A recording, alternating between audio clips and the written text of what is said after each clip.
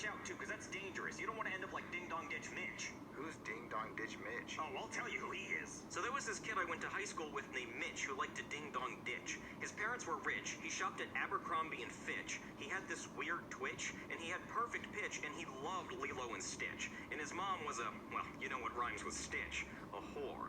Well, anyway, every weekend Mitch would go around neighborhoods playing ding dong ditch. He'd run up to people's houses and ring the doorbell and then just haul ass. But he never got caught, even though he bragged about it to everyone.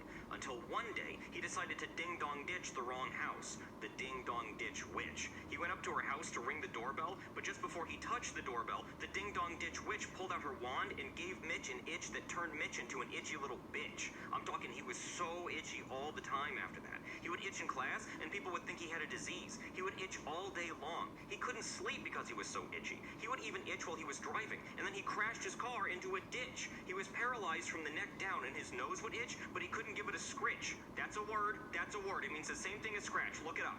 And the hospital only had 2 movies, the movie Hitch and Lilo and Stitch, but it was the sequel, Stitch Has a Glitch, and he didn't like that one, so his nurse offered to switch it with her copy of Leroy and Stitch, but who's even ever seen that one? My main point is that he's still in the hospital bed to this day, paralyzed from the neck down, with an itch he just can't quite fix. Wait.